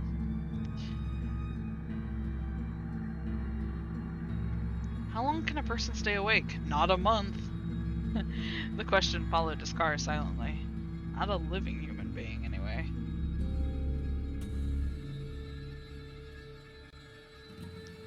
Ethan drove into the suburbs and turned the car around on Deputy Road. That's a fitting name. The 25 miles per hour speed limit road sign at the bend of the road seemed as white as an old bone.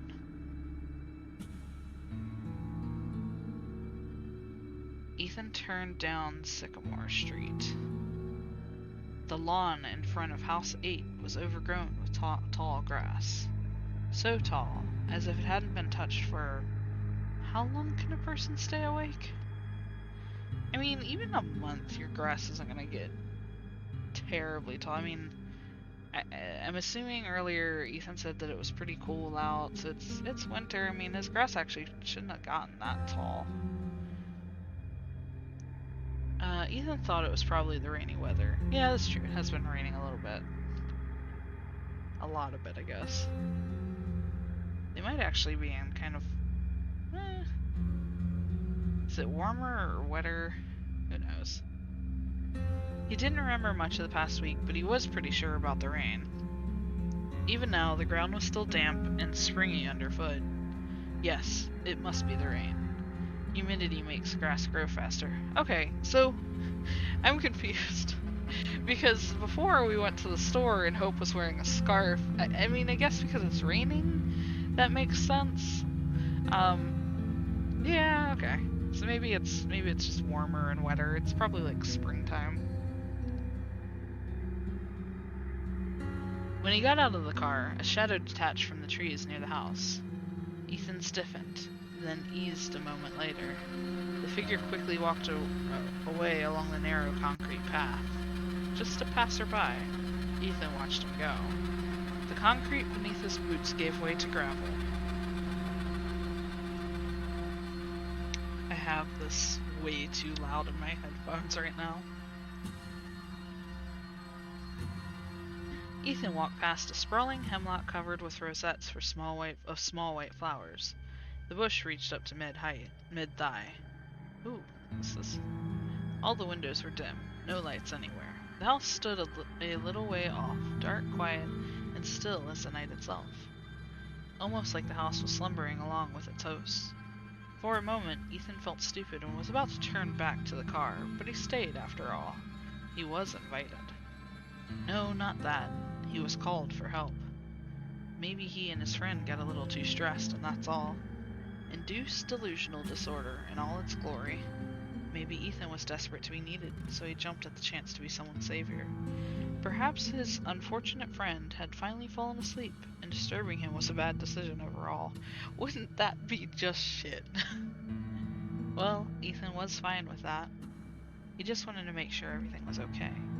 Ethan firmly knocked on the door. No one answered, neither the first time nor the third. No lights came on in any of the rooms, and there was no sound behind the door. One of the windows on the second floor was open. Ethan moved away from the porch and tried to take a better look. No movement. The house was asleep, and its sleep resembled torpor.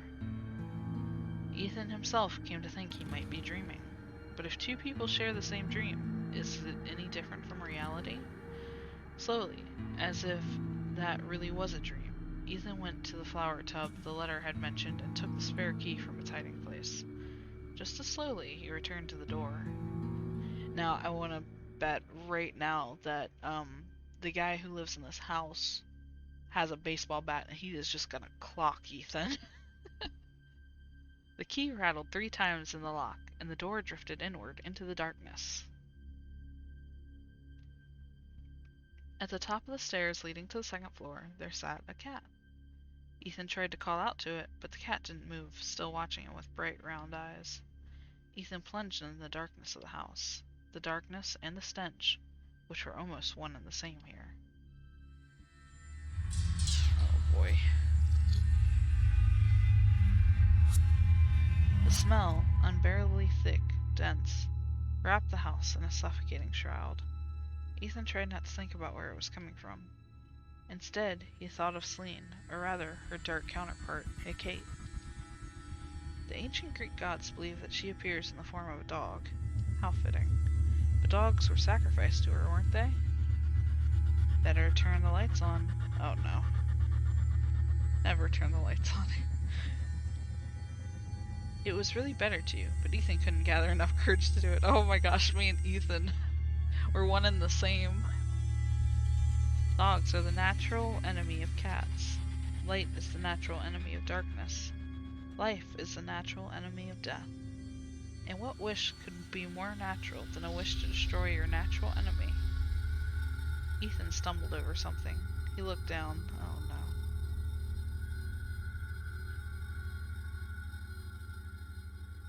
A hand was peeking out from behind the kitchen counter, blackened and swollen. Of course, Ethan would have seen more if he had had a flashlight. Somehow, Ethan wasn't surprised. As if it's him, not his friend, who had long ago resigned to his fate. You've received a notice of life termination. It suddenly dawned on him.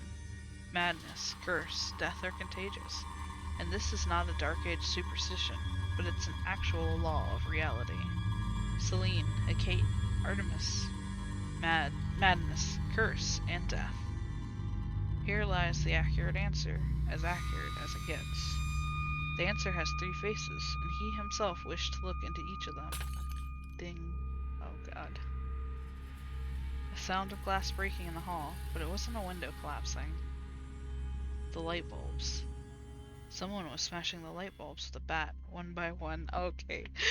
Can we just be done with this? Why does this get worse and worse for me? The sound was getting closer. Ethan closed his eyes. Oh god. It's a couch. Why is the couch terrifying?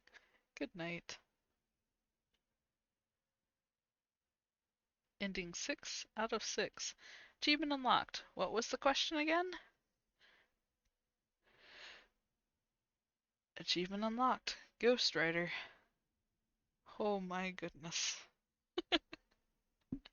Well, now we know how many endings there are. Oh, let's see. Do I want to end here or do I want to continue? This has been really, really good. So far, I am super enjoying this game. Um, yeah, I have been sitting about as far away from my computer as I possibly can, while still touching my mouse, but it's been really good. Let's see. I think we will take a short break. Let's see, I've got a... Yeah.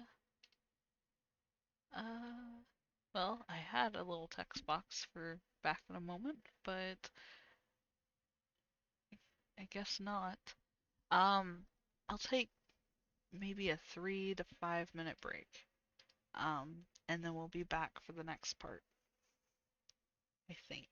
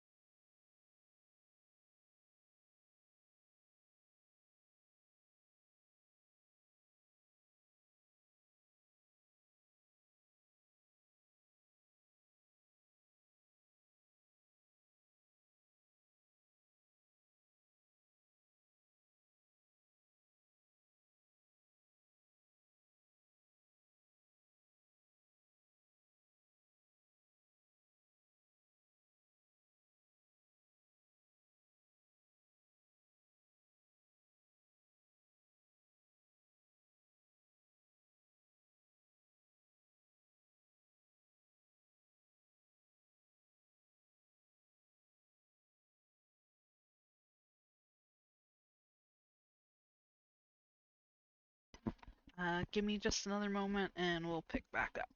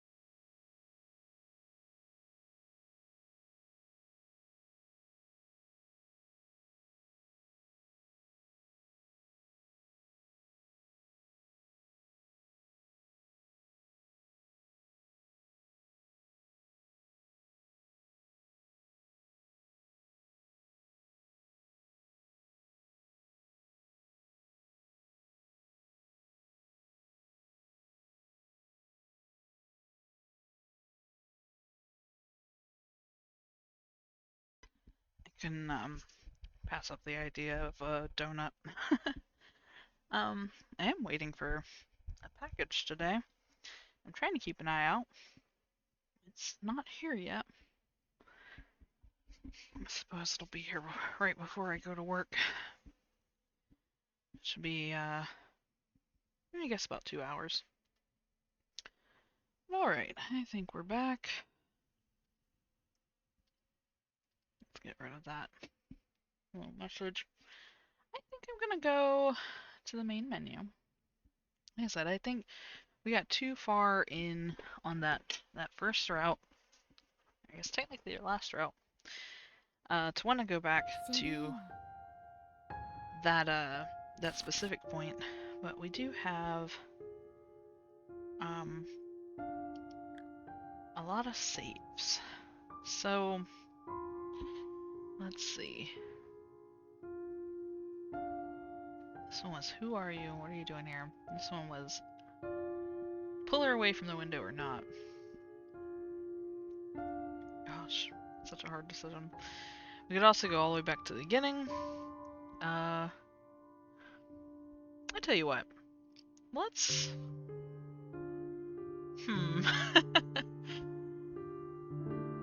Guess let's tell the truth. Let's go back to right here, as much as that pains me, because that's about when everything starts going really far south. So, we didn't get any closer to her last time. We're gonna drag her away from the window. So, this is where she's getting Hope's attention. Got her titties on the window, or near the window. We're gonna drag her away from that window. She will stop right now. He will force some sense into her. Ethan rushed to the window. He was going to grab the girl's arm and drag her deeper into the room. Maybe he would have clenched her shoulder much harder than necessary. Maybe he would have given her a hearty shake before releasing her. But in a state of frenzied rage, he did not intend to punish her. Let the police handle it. It's their job, after all. Moreover, he wasn't going to get on top of her with his whole body, pressing her against the glass, but he did just that. Ethan failed to see how this happened. What? What? It was as if someone rolled the clock forward and in the missing stretch of time replaced the thing he intended to do. All he knew was his right hand already clutched her naked boob of the naked boob of the damn bitch he had left. I'm sorry. The damn bitch, and his left is propped against the glass. Yeah, I bet that made it significantly worse. Behind the glass, far below, was Hope. Ethan saw her face. He would give his all for a chance not to see it, but it seemed like someone lent him a pair of theater binoculars against his will.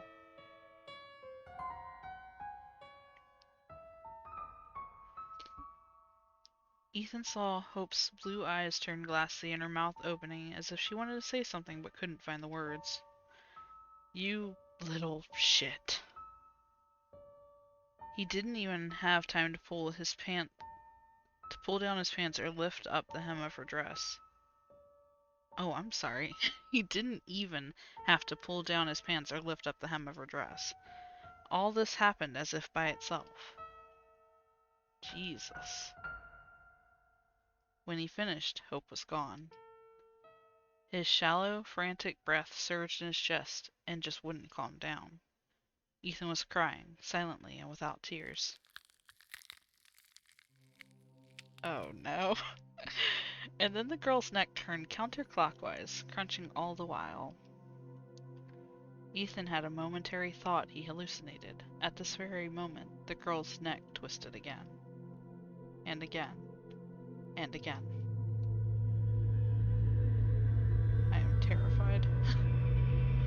The girl laughed, and he saw her wide smile right in front of him, though she was still lying belly down on the windowsill.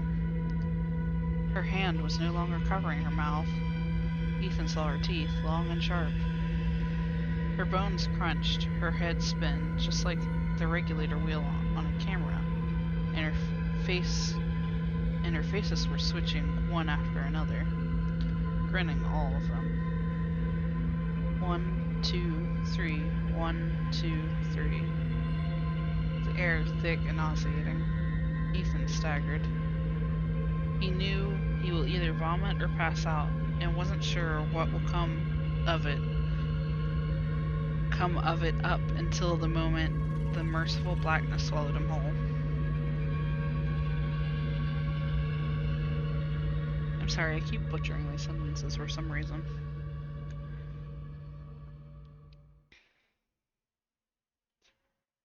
Achievement unlocked. Selenophobia. When he woke up, the horrible creature was gone. As soon as Ethan's mind could function again, he called Hope. She did not answer. I guess she did not. Ethan thought he could come to her office, but eventually decided it would only make things worse.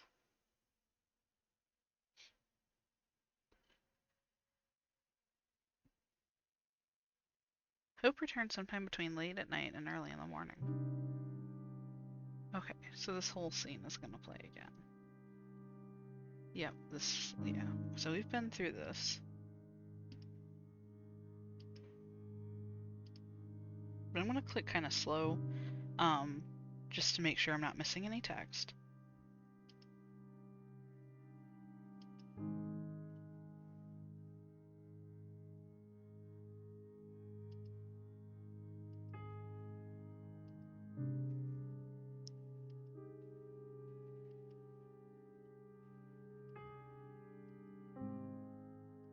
Yeah, I see. Before, when we didn't do anything, I could definitely see how he could get out of this.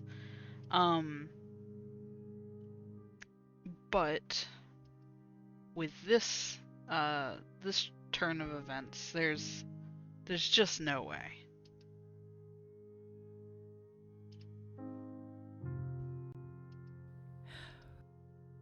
Is it Sophie?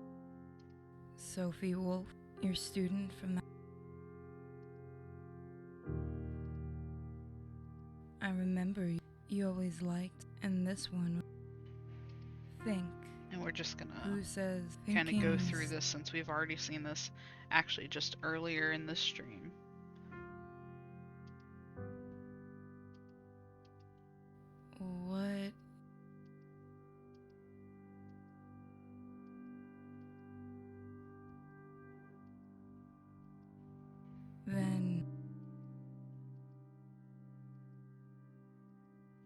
I guess she does follow you if you're screwing her in a windowsill in front of your wife.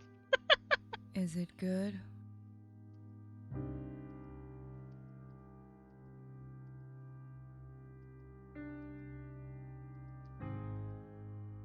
But at least with Hope, I mean, reckon Hope is susceptible to these things, right? Uh, at least from what we've gotten from the story so far. So she either actually sees it and is something physical, or they're both having weird hallucinations.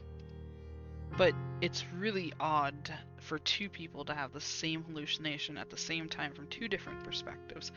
So that is something to consider as well. Oh my god, I forgot about the face.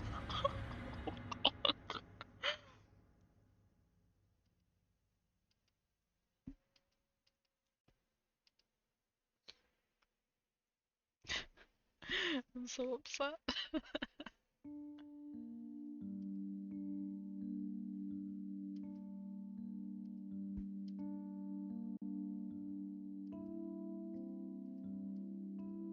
Alright, so this is gonna be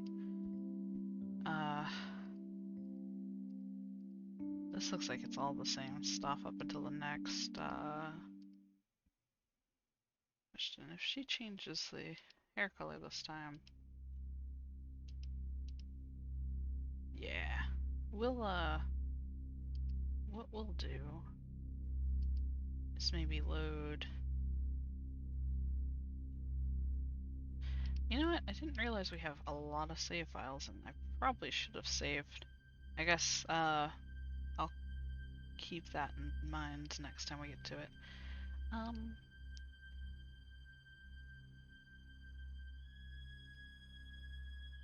Let's see, skip. Usually we'll skip to the next. There we go. Okay. So this time, and I guess there's no point saving here because we've already done answer the call. We'll do don't interfere.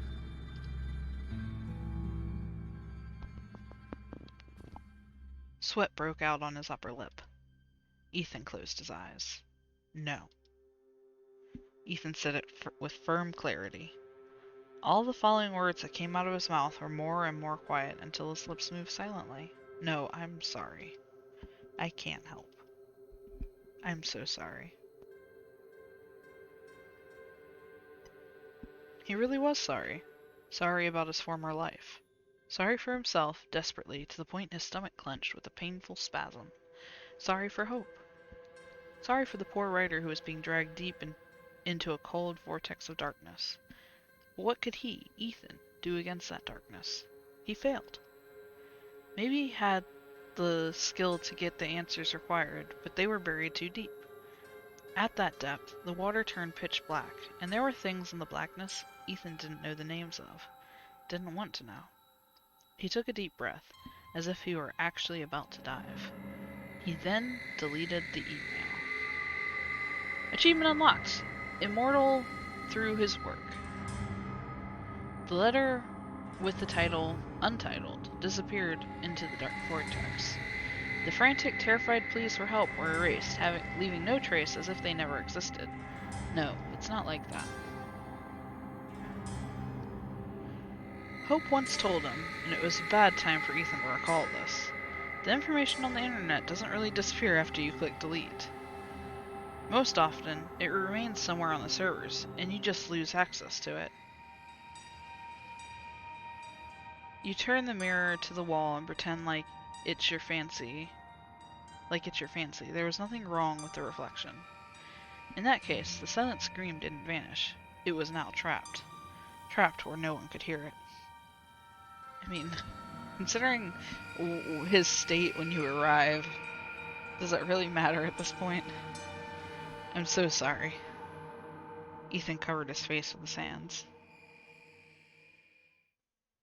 The mirror on the wall of Ethan's dark bathroom was reflecting a closed door. That's good. Ethan and Hope got an official divorce 3 months later. They never talked about everything that happened. But what did actually happen? That's what I want to know. Over time, the horrors you experience get erased from memory, fade, weaken. Such are the defense mechanisms of the human psyche.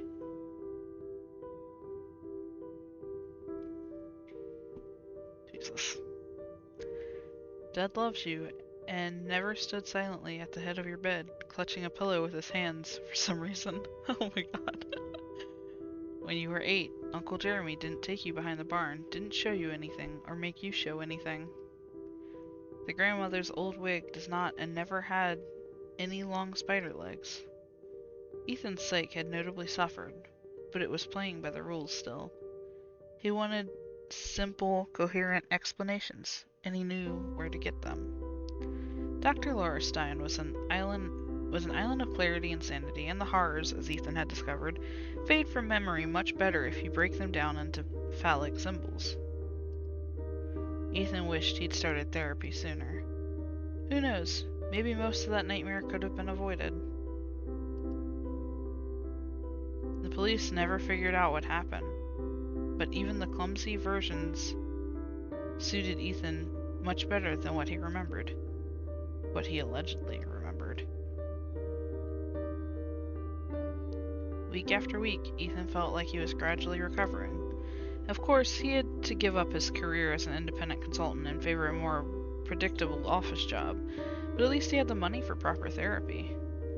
At some point, a small incident happened. Dr. Stein introduced an electronic registration system. As it goes with electronic registration systems, something went wrong on the second or third week. It turned out that 3 people had an appointment in the same time slot: Mr. Quinns, Mr. Harrison, and Miss Merleese. The meeting felt awkward at first, but the tension faded surprisingly quickly. By mutual agreement, Mr. Quinns was the first to go to Dr. Stein's office. Ethan and Hope were left alone on the couch. They were both smiling, a little tense, but overall happy. Since they met like that, they decided to go out for coffee and talk about various things, because they hadn't spoken in a long time. Then at some point, they decided to hold hands. The next day, they were hardly keeping their eyes open because they only managed to sleep for a total of 3 hours. And that was inevitable, as in a relationship you always have to sacrifice something. Who was that? Hope leaned over the arm of the sofa and looked at Ethan curiously. He shrugged. A literary agency, one of the few I haven't disgraced myself in front of yet. They're looking for enough of a boring guy to be their historical consultant. The working schedule is something about a whole day and most of the night, 7 days a week. So what did they say? That I am a happily employed office worker, and I heartily enjoy cooler water. Oh, sorry. What did you say? That I am a happily employed office worker and heartily enjoy cooler water. Are you serious? Ethan, don't be silly. We both know this is your true calling. I understand this kind of work takes a lot of time, but you could quit the office job and... I could, but I don't want to. It's my turn to bring the mammoth to the cave. What about your calling? I know well enough how hard you work to make this startup of yours survive. Didn't she cut her hair? 3 months you're not growing that hair back like that. Who'll make a homeless cat Tinder if not you? Well, actually, there is quite a variety of animals in our database. You'd be surprised. Recently, someone has booked a mini pig. A mini pig? A mini pig? Like an actual pig, but portable? Yeah. Well, kind of. The mini part stands for 100 pounds instead of a good 600. People get crazy over cute piglet photos and think this is it, but in reality, wait a minute. Don't try to change the subject. I didn't even think about it. Hope sighed, frowning. I don't want you to give up on your dream. I'm not giving up on anything. And anyway, I do understand that Miss Merleese won't marry an ordinary office clerk, but I have a plan. Oh, come on. A soft cushion slapped against Ethan's cheek. Hope tried her best to look serious, but she was too pleased to pull it off. Besides, she was burning with curiosity. What's the plan? I'm writing a book on mythology. Wow. So now you're not only a popular history consultant, but also a talented writer. Guess I'll start getting used to that thought. Ethan grinned. Something of that sort, yes. And what's your future bestseller about? It seemed to Hope, just for a brief moment, that Ethan's eyes became round and shiny pools of black nacre. The chthonic gods of ancient Greece. Jesus Christ. Ethan, what's wrong with you, man? Terrifying. Ending 4 out of 6. Alright. Oh no, not the TV. Blue Lights Hotel. I don't like this. Do you want to go back? No, I don't. Thanks. Something changed. Oh no. I don't like this. I don't like this at all. I think we'll go to the main menu again. Selene.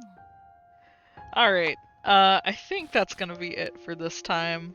We did get through an ending that I'm really pleased about. We actually got through 2, technically. We got through 4 of 6 and 6 of 6. This has been a lot to take in.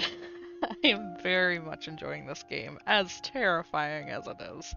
And it's been pretty good. All the art is really spot on, and the imagery is just crazy. But alright. I suppose here sometime this week I might just get back to it. If not this week, maybe early next week. But I got a feeling I'll be back here tomorrow because this has been exceptionally good. It actually reminds me of one of my favorite games. If any of you guys have heard of it, Seiya no Uta. So this has been immensely enjoyable for me. It's I'm always looking for games that kind of line up a little bit with my more favorited old-timey games. But alright, I think that's going to be it for the stream today. Wow, it's already been 2 hours and 10 minutes. Yeah, if you really enjoyed it, make sure to follow me on Twitch to stay up to date when I stream next. I'm also on Twitter, Insta, ArtStation, and of course YouTube. So you can pretty much find me a little bit everywhere. Feel free to give me any feedback. And let me know what you think of the game. For now, though, over and out. I'll talk to you guys another time. Bye bye.